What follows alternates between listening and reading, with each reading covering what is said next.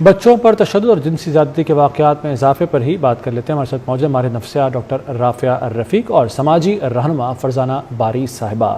تو بات کرتے ہیں باری باری دونوں سے۔ تو فرزانہ باری صاحبہ سے پہلے میں جانوں گا ڈاکٹر رافعہ رفیق سے کہ جو ایسے واقعات بڑھتے جا رہے ہیں ان کی وجوہات کیا ہیں، کیسے کنٹرول کیا جا سکتا ہے ان کو؟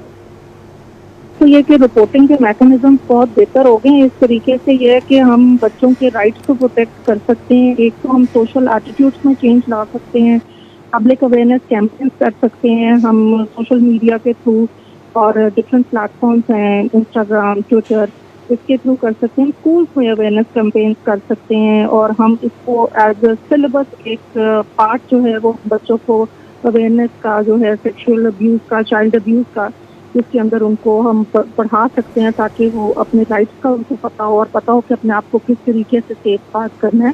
اسی طرح ہم جو ہے لیگل سسٹم کو جو بہتر بنا سکتے ہیں، اگر ہم جو پرپیٹریٹرز ہیں ان کو پنشمنٹ دی جائے ٹائملی، تو اس کی وجہ سے یہ جو کرائم ہے چائلڈ ابیوز اور سیکشل اسالٹ، اس میں بہت کمی آ سکتی ہے۔ کئی لوگوں میں اینٹی سوشل پرسنالٹی ڈس آرڈر ہوتا ہے، اور کئی دفعہ یہ ہوتا ہے کہ جو لوگ اس طرح کا کام کرتے ہیں جن کو ہم اپنی سائیکالوجی کی یا نفسیات کی زبان میں پرپیٹریٹرز کہتے ہیں، اس کے علاوہ کچھ لوگوں میں امپلسیوٹی زیادہ ہوتی ہے، لیک آف ایمپتھی ہوتی ہے، کچھ کنڈکٹ کے کیسز ہوتے ہیں، کنڈکٹ ڈس آرڈر ہوتا ہے، کچھ لوگوں میں سیویئر مینٹل ہیلتھ ایشوز ہوتے ہیں جس میں لوگوں کو اچھائی اور برائی میں فرق یا تمیز نہیں رہتی۔ اس قسم کی نفسیاتی پرابلمس کی وجہ سے بھی لوگ اس قسم کے جو ہے ایکٹ کرتے ہیں، اور مختلف سائیکولوجیکل پرابلمس جو ہیں وہ لیڈ کرتی ہیں اس طرح کے چائلڈ سیکشل۔ ٹھیک ہے، اچھا فرزانہ باری صاحبہ، آپ کے خیال میں ایسے واقعات میں اضافے کی وجوہات کیا ہیں اور کیسے قابو پایا جا سکتا ہے؟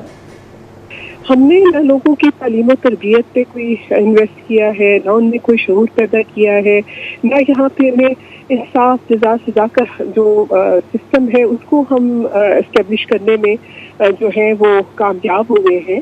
تو دو تین چیزیں اس میں ہیں۔ دیکھیں، ایک چیز ہوتی ہے کہ جب بھی کسی بھی سماج میں جب جو عام شہری ہے اور ریاست کے ساتھ جب اس کا رشتہ ٹوٹتا ہے تو عام طور پہ سوشولوجیکلی لوگوں کے اندر احساس بیگانگی بڑھتا ہے، ٹھیک ہے؟ تو اس سے پھر یہ ہوتا ہے کہ اپنی جو ان کی ذات ہے اس کی تسکین بھی وہ حاصل کرتے ہیں۔ تو یہ جو سیکچول وائلنس ہوتا ہے، یہ سیکچول تو اس کے اندر جو ایلیمنٹ ہے تو ہے، لیکن اس سے پاور کا کانٹیکسٹ ہوتا ہے، اور ہم نے اپنے معاشرے میں اتنا زیادہ یہ غیر صحتمندانہ رویے جو ہیں ان کو پنپنے دیا ہے، کیونکہ ہم نے نہ تو کوئی جزا سزا کا نظام، لوگوں کے اندر کوئی خوف نہیں ہے۔ یہ لوگ جو اس طرح کے کرائم کرتے ہیں ان کو پتا ہے کہ یہ میں کرائم کروں گا اور میرا کوئی ہاتھ نہیں روکے گا، میں اپنے اس جرم سے بچ نکلوں گا۔ اس بیماری کا علاج جو کرنا ہے تو اس کے لیے ہمیں سر جوڑ کے بیٹھنا پڑے گا۔ ٹھیک ہے فرزانہ باری صاحب اور ڈاکٹر رافعہ رفیق، آپ دونوں کا بہت شکریہ۔